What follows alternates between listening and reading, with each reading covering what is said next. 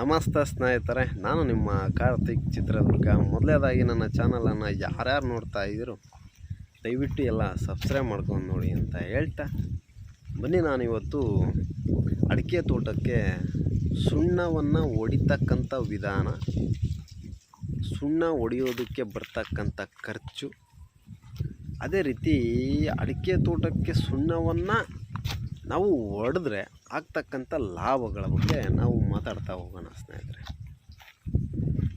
ಇತ್ತೀಚಿನ ವರ್ಷಗಳಲ್ಲಿ ತುಂಬ ರೈತರು ಅಡಿಕೆ ತೋಟಗಳನ್ನು ಕಟ್ತಾ ಇದ್ದಾರೆ. ಬಟ್ ಆರೈಕೆ ವಿಚಾರದಲ್ಲಿ ಪೂರ್ಣ ಪ್ರಮಾಣದ ಶಿಕ್ಷಣ ಇಲ್ಲ. ಅಲ್ಲಿ ನಮಗೆ ರೈತರಿಗೆ ಎಲ್ಲಿ ಲಾಸ್ ಆಗುತ್ತೆ ಅಂದರೆ 2 ವರ್ಷ ಹೆಚ್ಚಾಗಿ ಸಾಕಬೇಕಾಗುತ್ತೆ. ಅದಕ್ಕೆ ಬರ್ತಕ್ಕಂಥ ಖರ್ಚು, ಪಡ್ತಕ್ಕಂಥ ಶ್ರಮ, ಇವನ್ನೆಲ್ಲನೂ ಲೆಕ್ಕ ಹಾಕ್ಕೊಂಡೇ ಕೃಷಿ ಮಾಡಬೇಕು ನಾವು. ಒಬ್ಬ ಕೃಷಿಕನಿಗೆ ಅಡಿಕೆ ತೋಟ ಅಂತ ಇಂಪಾರ್ಟೆಂಟ್ ಅಲ್ಲ, ಬೇರೆ ಯಾವುದೇ ಅಂತ ಇಂಪಾರ್ಟೆಂಟ್ ಅಲ್ಲ. ನೀನು ಯಾವುದೇ ಕೃಷಿಯನ್ನು ಮಾಡು, ನೀನು ಸೊಪ್ಪು ಬೆಳೆ, ಹೂವು ಬೆಳೆ, ಈರುಳ್ಳಿ ಬೆಳೆ, ತರಕಾರಿ ಯಾವುದೇ ಬೆಳೆ, ಅಡಿಕೆ ಆಗಲಿ, ಬಾಳೆ ಆಗಲಿ, ಮುಂತಾದ ಪಪ್ಪಾಯ ಆಗಲಿ, ಯಾವುದೇ ರೀತಿಯ ಹಣ್ಣುಗಳಾಗಲಿ, A to Z ಕೃಷಿಯಲ್ಲಿ ನಾವು ಮಾಡ್ತಕ್ಕಂಥ ಕೃಷಿಯ ಬಗ್ಗೆ ನಾಲೆಡ್ಜ್ ಇರಬೇಕು. ಮುಖ್ಯವಾಗಿ ಒಬ್ಬ ಮನುಷ್ಯನಿಗೆ ಮಾಡ್ತಕ್ಕಂಥ ಕೃಷಿಯ ಬಗ್ಗೆ ಶಿಕ್ಷಣ ಇದ್ದರೆ ಅದರ ಖರ್ಚು ಏನು, ಅದರ ಆದಾಯ ಏನು, ಅದರ ಶ್ರಮ ಏನು, ಈ 3 ವಿಚಾರಗಳನ್ನು ನಾವು ತಿಳ್ಕೊಬೇಕು. ಈ 3 ವಿಚಾರಗಳನ್ನು ನಾವು ತಿಳ್ಕೊಂಡು ಆ ಕೃಷಿಗೆ ಇಳಿದಿದ್ದೀವಿ ಅಂದರೆ ನಷ್ಟ ಅಂತೂ ನಿಜವಾಗ್ಲೂ ಆಗೋದಿಲ್ಲ. ನಾವು ಶಿಕ್ಷಿತರಾಗ್ದಲೇ ಅದರ ಖರ್ಚು, ಅದರ ಆದಾಯ, ಅದರ ಶ್ರಮ, ಟೈಮು ಎಲ್ಲ ಲೆಕ್ಕ ಹಾಕ್ದಲೇ ನಾವು ಆ ಕೃಷಿಯನ್ನು ಮಾಡಿದ್ದೀವಿ ಅಂದರೆ ನಮಗೆ ಬಂದರೂ ಬರ್ಬೋದು, ಬರದೇ ಇರೋದು ಅವಕಾಶ ಹೆಚ್ಚು ಇರುತ್ತೆ, ಲಾಭ. ಹಾಗಾಗಿ ಯಾವುದೇ ಕೃಷಿಯನ್ನು ಮಾಡಿ ರೈತ ಬಾಂಧವರೇ ಮುಖ್ಯವಾಗಿ ಶಿಕ್ಷಿತರಾಗ್ರಿ. ಇವತ್ತು ತುಂಬ ಕಷ್ಟ, ಲಾಭ ಮಾಡ್ತಕ್ಕಂಥದ್ದು ತುಂಬ ಕಷ್ಟ ಕೃಷಿಯಲ್ಲಿ. ರೈತ ಒಬ್ಬನೇ ಹಾಳಾಗ್ತಿರೋದು, ಇನ್ನೆಲ್ಲರೂ ಚೆನ್ನಾಗಿ ಇಂಪ್ರೂವ್ಮೆಂಟ್ ಆಗ್ತಾ ಇದ್ದಾರೆ. ಮಾರಾಟಗಾರರು ಉದ್ಧಾರ ಆಗ್ತಾ ಇದ್ದಾರೆ, ಮಧ್ಯವರ್ತಿಗಳು ಉದ್ಧಾರ ಆಗ್ತಾ ಇದ್ದಾರೆ. ಹಾಳಾಗ್ತಾ ಇರೋದು ಯಾರು? ರೈತ.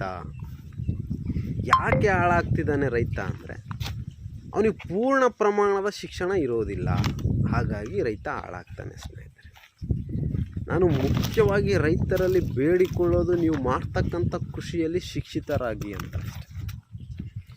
ಇವತ್ತು ವಿಡಿಯೋದ ಬಗ್ಗೆ ಮಾಹಿತಿಗೆ ಹೋಗೋಣ. ಈಗ ಸುಣ್ಣ, ಒಂದು 25 kg ಸುಣ್ಣವನ್ನು ತಗೊಳ್ಳಿ. 1 ಎಕರೆ ತೋಟ ಇದೆ ಅಂದರೆ ಒಂದು 10 kgಗೆ ಒಂದು 2 kg ಆರ್ಗಾನಿಕ್ ಬೆಲ್ಲ, 2 kg ಮೈದಾ ಹಿಟ್ಟು ಅಥವಾ ರಾಗಿ ಹಿಟ್ಟು. ರಾಗಿ ಹಿಟ್ಟನ್ನು ನಾನು ಯಾಕೆ ಪ್ರಿಫರ್ ಮಾಡ್ತೀನಿ ಅಂದರೆ ಅದು ತಂಪಾಗಿ ನಿಮ್ಮ ಅಡಿಕೆ ಮರಗಳಿಗೆ ತಂಪು ಕೊಡುತ್ತೆ. ಮೈದಾ ಹಿಟ್ಟು ಸ್ವಲ್ಪ ವೀಟು, ಹಾಗಾಗಿ ನಿಮ್ಮ ಆಯ್ಕೆ ಮೈದಾ ಹಿಟ್ಟಾಗಿರ್ಬೋದು, ರಾಗಿ ಹಿಟ್ಟಾಗಿರ್ಬೋದು, ಇವೆರಡರಲ್ಲಿ ಯಾವುದಾದ್ರೂ ಒಂದನ್ನು ಆಯ್ಕೆ ಮಾಡಿಕೊಳ್ಳಿ. ಒಂದು 10 kg ಸುಣ್ಣಕ್ಕೆ ಒಂದು ಟಬ್ಬಲ್ಲಿ ನೀಟಾಗಿ ಗೂರಾಡಿ ಅದನ್ನೆಲ್ಲ ಮಿಕ್ಸ್ ಮಾಡಿ ಒಂದು ಅರ್ಧ ಗಂಟೆ ಇಲ್ಲ 3/4 ಗಂಟೆ ಬಿಡಬೇಕು ಸ್ನೇಹಿತರೆ. ಬಿಟ್ಟಾದ ಮೇಲೆ ನೀವು ಬ್ರಷ್ ಮುಖಾಂತರ ಅಡಿಕೆ ಮರಗಳಿಗೆ ಬಳಸಬೇಕು. ಬಟ್ಟೆಯಲ್ಲಿ ಬಳಸಬೇಡಿ, ಜೋಲು ಬಾಲು ಆಗುತ್ತೆ. ಬಳಸಿದ್ದು ಪೂರ್ಣ ಪ್ರಮಾಣದಲ್ಲಿ ವರ್ಕ್ ಆಗಬೇಕು. ಅದು ನೋಡಿದರೆ ಖುಷಿ ಕೊಡಬೇಕು, ಕೆಲಸ ಅಚ್ಚುಕಟ್ಟಾಗಿ ಆಗಿದೆ ಅನ್ನಿಸ್ಬೇಕು. ಯಾವುದೇ ಕೆಲಸವನ್ನು ಲೇಬರ್ಸ್ ಮೇಲೆ ಬಿಟ್ಟು ಊರಕ್ಕೆ ಹೋಗಿ ಅವ್ನು ಲೇಬರ್ಸ್ ಹೆಂಗೆ ಬೇಕೋ ಹಂಗೆ ಬಳದಿದ್ದಾನೆ, ಸುಮ್ಮನೆ ಸುಣ್ಣ ಬಳಸಿದ್ದೀನಿ ಅನ್ನೋ ಮಟ್ಟಿ ಸುಣ್ಣ ಬಳಸಬೇಡಿ. ತುಂಬ ಅಚ್ಚುಕಟ್ಟಾಗಿ ಸುಣ್ಣವನ್ನು ಬಳಸಿ ತೋಟಕ್ಕೆ. ಇದಾದ ಮೇಲೆ ಒಂದು ಎಕರೆಗೆ ಏನು ಖರ್ಚು ಬರುತ್ತಪ್ಪ ಅಂದರೆ ಒಂದು 25 kg ಸುಣ್ಣ ಬೇಕಾಗುತ್ತೆ. ಅದರಲ್ಲೂ ಉಳಿಬೋದು. ಒಂದು 5 kg ಮೈದಾ ಹಿಟ್ಟು ಬೇಕಾಗುತ್ತೆ ಅಥವಾ ರಾಗಿ ಹಿಟ್ಟು ಬೇಕಾಗುತ್ತೆ. ಒಂದು 5 kg ಬೆಲ್ಲ ಬೇಕಾಗುತ್ತೆ ಸ್ನೇಹಿತರೆ. ಈಗೇನಪ್ಪ ಸುಣ್ಣ ಬಳಿಯೋ ಟೈಮು, ಸುಣ್ಣ ಬಳಿಯೋಕ್ಕಂಥ ಟೈಮ್ ಯಾವುದಪ್ಪ, ಈ ರೈತ ವೀಡಿಯೋ ಮಾಡ್ತಾ ಇದ್ದಾನಲ್ಲ ಅಂತ ಕನ್ಫ್ಯೂಷನ್ ಬೇಡ. ಸುಣ್ಣ ಬಳಿತಕ್ಕಂಥ ಟೈಮು ಡಿಸೆಂಬರ್, ಜನವರಿ.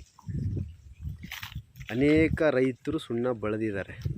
ತುಂಬ ಬುದ್ಧಿವಂತ ರೈತರು ಸುಣ್ಣ ಬೆಳೆದಿದ್ದಾರೆ. ಕೆಲವೊಬ್ಬ ರೈತರು ಇನ್ನೇ ಮಳೆಗಾಲ ಬರುತ್ತೆ ಬಿಡು ಸುಣ್ಣ ಏನು ಬೆಳೆಯೋಣ ಅಂತ ನೆಗ್ಲಿಜೆನ್ಸಿ ಮಾಡಿದ್ದಾರೆ. ಅಂಥ ರೈತರಿಗೆ ಇವತ್ತು ವಿಡಿಯೋ ಮಾಡಿದ್ದೀನಿ. ನೀವು ಸುಣ್ಣ ಬೆಳೆಯೋದ್ರಿಂದ ಆಗ್ತಕ್ಕಂಥ ಲಾಭಗಳು ಏನಂದರೆ ನಿಮ್ಮ ಅಡಿಕೆ ಮರಗಳು ಬೀಟೆ ಬರೋದಿಲ್ಲ. ನೋಡಿರ್ತೀರ ಬಿಸಿಲಿಗೆ ಹೆಂಗೆ ಒಡೆ ಬಿದ್ದು ಎಲ್ಲ ಕಪ್ಪುಗೆ ಕೆಂಪುಗೆ ಆಗಿ ಅದು ಮುಂದಿನ ದಿನಗಳಲ್ಲಿ ಅದು ಜಾಗ ಕೊಳ್ತು ಆ ರಂಧ್ರ ಬಿದ್ದು ಅಲ್ಲಿ ಪೋಷಕಾಂಶ ಮರಕ್ಕೆ ಸೀದಾ ಹೋಗಲ್ಲ ನೀಟಾಗಿ. ಆ ಮರ ದಿನಪರ್ತೆ ಮೇಲೆ ಹಾಳಾಗಿ ಹೋಗುತ್ತೆ. ನೀವು 6-7 ವರ್ಷ ಬೆಳೆಸಿರ್ತೀರ, ಏನೋ ಒಂದು ಸಣ್ಣ ಕೆಲಸ ಸುಣ್ಣ ಬಳಿದಲೆ ಆ ಮರವನ್ನು ಹಾಳು ಮಾಡ್ಕೊತೀರ. ಆ ಮರದಿಂದ ಬರ್ತಕ್ಕಂಥ ಆದಾಯವನ್ನು ನಷ್ಟ ಮಾಡ್ಕೊತೀರ. ಹೀಗೆ ಒಂದು ಎಕರೆಗೆ ಒಂದು 600ರಿಂದ 700 ಗಿಡ ಅಡಿಕೆ ಗಿಡ ಇದ್ದಾವೆ ಅಂದರೆ, ಒಂದು 100 ಗಿಡ ಇದೇ ರೀತಿ ಆಗಿದ್ದಾವೆ ಅಂದರೆ, 100 ಗಿಡ ಭವಿಷ್ಯದಲ್ಲಿ ಹಾಳಾಗಿ ಹೋಗಿದ್ದಾವೆ ಅಂದರೆ ಮತ್ತೆ ಬೆಳೆಯೋದಕ್ಕೆ 6 ವರ್ಷ ಟೈಮ್ ಬೇಕು ಸ್ನೇಹಿತರೆ. 6 ವರ್ಷ ಶ್ರಮ ಬೇಕು, 6 ವರ್ಷ ಇನ್ವೆಸ್ಟ್ಮೆಂಟ್ ಬೇಕು. ಇದೆಲ್ಲದರ ಜೊತೆಗೆ ನೀವು ಎಷ್ಟು ನಷ್ಟ ಅನುಭವಿಸಿರ್ತೀರ ಈ 100 ಗಿಡಗಳಿಂದ ಅದನ್ನು ಲೆಕ್ಕ ಹಾಕ್ಕೋಬೇಕು. ಹಾಗಾಗಿ ನಮ್ಮ ತೋಟಕ್ಕೆ ಏನು ಅವಶ್ಯಕ, ಗೊಬ್ಬರ, ನೀರು, ಸುಣ್ಣ ಬಳಿಯೋದು, ಗರಿ ಕಟ್ಟೋದು, ಈ ರೀತಿ ಕೆಲಸಗಳನ್ನು ನಾವು ಮಾಡಬೇಕು. ಕಲ್ಟಿವೇಷನ್ ಯಾವ ರೀತಿ ಅಗತ್ಯ ಇರುತ್ತೆ, ಬ್ರಷ್ ಕಟಿಂಗ್ ಮಾಡ್ಕೋಬೇಕು. ಕಲ್ಟಿವೇಷನ್ ಯಾವ ಸಮಯದಲ್ಲಿ ವರ್ಷಕ್ಕೊಮ್ಮೆ ಮಾಡ್ಕೋಬೇಕು. ಗೊಬ್ಬರವನ್ನು ಮಳೆ ಬಂದ ಸಮಯದಲ್ಲಿ ಹಾಕಬೇಕು, ಇಲ್ಲ ನವೆಂಬರಲ್ಲಿ ಡಿಸೆಂಬರಲ್ಲಿ ಹಾಕಬೇಕು. ಈ ಎಲ್ಲ ವಿಚಾರಗಳನ್ನು ರೈತ ತಿಳ್ಕೊಂಡಿರಬೇಕು. ಈಗ ಮಾರ್ಚ್ ಅಂದ್ಕೊಳ್ಳೋಣ, ಏಪ್ರಿಲ್ ಮೇವರೆಗೂ ಬಿಸಿಲು ಖಂಡಿತವಾಗಿಯೂ ತುಂಬ ಇರುತ್ತೆ. ಯಾವ ರೈತ ತಮ್ಮ ಅಡಿಕೆ ಗಿಡಗಳಿಗೆ, ಅದರಲ್ಲೂ 1ರಿಂದ 8 ವರ್ಷದ ಸಸಿಗಳಿಗೆ ತಪ್ಪದೆ ನೀವು ಸುಣ್ಣ ಹೊಡಿಬೇಕು. 1ರಿಂದ 8 ವರ್ಷದ ಅಡಿಕೆ ಗಿಡಗಳಿಗೆ ತಪ್ಪದೆ ಸುಣ್ಣವನ್ನು ಹೊಡಿಬೇಕು. ಈ ಗಿಡಗಳು ಬೇಗ ಬೀಟೆ ಬರ್ತವೆ, ಬೇಗ ಆ ರೀತಿಯ ರಿಯಾಕ್ಷನ್ಗೆ ಒಳಗಾಗ್ತವೆ, ಅಷ್ಟು ಗಟ್ಟಿ ಇರೋದಿಲ್ಲ ಬಡ್ಡೆ. ಇಂಥ ಗಿಡಗಳಿಗೆ ಸುಣ್ಣ ತಪ್ಪದೆ ಹೊಡೀರಿ. ಹೊಡೆದಿರ್ತಕ್ಕಂಥ ರೈತರು ಸುಣ್ಣ ಹೊಡಿತಕ್ಕಂಥ ಸಮಯ ಡಿಸೆಂಬರ್, ಜನವರಿ. ಬಟ್ ಈಗ ಹೊಡೆದೇ ಇರತಕ್ಕಂಥ ರೈತರು ಖಂಡಿತವಾಗ್ಲೂ ಹೊಡೀರಿ. ಸುಣ್ಣ ಹೊಡೆಯೋದ್ರಿಂದ ಕ್ಯಾಲ್ಶಿಯಂ ಅಂಶ ಇರುತ್ತೆ. ಅಡಿಕೆ ಮರಗಳು ಫಸಲು ಬಿಡ್ತಾ ಇದ್ದರೆ ಆ ಫಸಲಿಗೆ ಸಪೋರ್ಟ್ ಮಾಡುತ್ತೆ, ಫಸಲು ತುಂಬ ಚೆನ್ನಾಗಿ ಬರೋದಕ್ಕೆ ಸಹಾಯ ಮಾಡುತ್ತೆ ಸ್ನೇಹಿತರೆ. ನಿಮ್ಮ ಅಡಿಕೆ ತೋಟವನ್ನು ರಕ್ಷಣೆ ಮಾಡುತ್ತೆ ಬಿಸಿಲಿನಿಂದ. ನೋಡೋದಕ್ಕೆ ತುಂಬ ಲಕ್ಷಣವಾಗಿ ಕಾಣುತ್ತೆ ಅಡಿಕೆ ತೋಟ. ನಿಮ್ಮ ತೋಟಕ್ಕೆ ನೀವು ಬಂದಾಗ ನಿಮಗೆ ತುಂಬ ಖುಷಿ ಕೊಡುತ್ತೆ, ತುಂಬ ಎಕ್ಸೈಟ್ಮೆಂಟ್ ಕೊಡುತ್ತೆ. ಈ ಎಲ್ಲ ವಿಚಾರಗಳು ತಮಗೆ ಲಾಭದಾಯಕವಾಗಿ ಇರ್ತವೆ ಸ್ನೇಹಿತರೆ. ಅಡಿಕೆ ತೋಟಕ್ಕೆ ನೀರನ್ನು ಅಚ್ಚುಕಟ್ಟಾಗಿ ಮೇಂಟೈನ್ ಮಾಡಿ. ಯಾಕೆ ಅಂದರೆ ಈ ಬಿಸಿಲಿನ ಸಮಯದಲ್ಲಿ ಅಚ್ಚುಕಟ್ಟಾಗಿ ನೀರನ್ನು ಮೇಂಟೈನ್ ಮಾಡಿದರೆ ಫಸಲು ಮುಂದಿನ ದಿನಗಳಲ್ಲಿ ಉತ್ತಮವಾಗಿ ಬರುತ್ತೆ ಸ್ನೇಹಿತರೆ. ನೀರನ್ನು ಯಾವ ರೀತಿ ಮೇಂಟೈನ್ ಮಾಡಬೇಕು ಅಂತ ನೆಕ್ಸ್ಟ್ ವಿಡಿಯೋದಲ್ಲಿ ನಾನು ನಿಮಗೆ ತಿಳಿಸ್ತೇನೆ. ಸುಣ್ಣಕ್ಕೆ ನೀವು ಖರ್ಚು ಮಾಡ್ತಕ್ಕಂಥದ್ದು ಒಂದು ಗಿಡಕ್ಕೆ 3ರಿಂದ 4 ರೂಪಾಯಿ ಖರ್ಚು ಮಾಡ್ತೀರಾ ಸ್ನೇಹಿತರೆ. ಕರೆಕ್ಟಾಗಿ ಮೇಂಟೈನ್ ಮಾಡಿ ಆ ಗಿಡ ಚೆನ್ನಾಗಿ ಮೇಂಟೈನ್ ಮಾಡಿ ಉಳಿಸ್ಕೊಂಡಿದ್ದೀರಾ ಅಂದರೆ ಒಂದು ಗಿಡ ವರ್ಷಕ್ಕೆ 400ರಿಂದ 500 ರೂಪಾಯಿ ನಿಮಗೆ ಕೊಡುತ್ತೆ. ಕಮ್ಮಿ ಅಂದರು 1000ವರೆಗೂ ಕೊಡ್ಬೋದು ಆ ಗಿಡ. ಬಟ್ ನಾನು ಮಿನಿಮಮ್ ಹೇಳ್ತೀನಿ, ಯಾವಾಗಲೂ ಮ್ಯಾಕ್ಸಿಮಮ್ ಹೇಳಲ್ಲ. ತುಂಬ ಉತ್ಪ್ರೇಕ್ಷೆಯಿಂದ ಮಾತಾಡಿ ರೈತರನ್ನು ನಷ್ಟಕ್ಕೆ ನಾನು ಈಡು ಮಾಡೋದಿಲ್ಲ. 400ರಿಂದ 500 ರೂಪಾಯಿ ದುಡ್ಡು ಕೊಡುತ್ತೆ ಆ ಸಸಿ. ಆ ಮರವನ್ನು ನೀವು ನೀಟಾಗಿ ಮೇಂಟೈನ್ ಮಾಡಿದ್ದೀರಾ, ಆ ಮರವನ್ನು ಹಾಳು ಮಾಡ್ಕೊಂಡಿದ್ದೀರಾ ಅಂದರೆ 400ರಿಂದ 500 ರೂಪಾಯಿ ನಷ್ಟಕ್ಕೆ ಇಳಿತೀರ. ಪ್ರತಿ ವರ್ಷ ಒಂದು 6 ವರ್ಷ ಆ ಜಾಗಕ್ಕೆ ಮತ್ತೆ ಸಸಿ ಕಟ್ಟಿ ಬೆಳೆಸಿ ಅದಕ್ಕೆ ಖರ್ಚು ಮಾಡಿ ಅದನ್ನೆಲ್ಲ ಲೆಕ್ಕ ಹಾಕ್ಬೇಕು ನೀವು.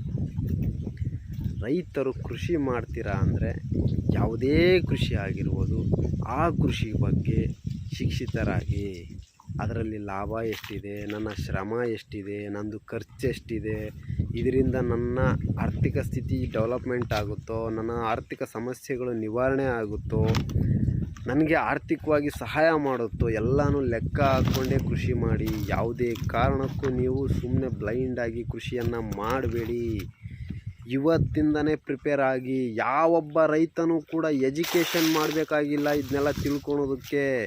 ನೀವು ಪ್ರತಿ ವರ್ಷ ಕೃಷಿ ಇಷ್ಟು ಮಾಹಿತಿಯನ್ನು ತಿಳಿಸಿದ್ದೇನೆ. ನಾನು ನಿಮ್ಮ ಕಾರ್ತಿಕ್ ಚಿತ್ರದುರ್ಗ. ನನ್ನ ಮಾಹಿತಿ ನಿಮಗೆ ಸರಿ ಅನಿಸಿದರೆ ಖಂಡಿತವಾಗಿಯೂ ನನ್ನ ಚಾನಲನ್ನು ಸಬ್ಸ್ಕ್ರೈಬ್ ಮಾಡಿ ಅಂತ ಹೇಳ್ತಾ ಧನ್ಯವಾದಗಳು ರೈತ ಬಾಂಧವರೇ. ಹರೇ ಕೃಷ್ಣ.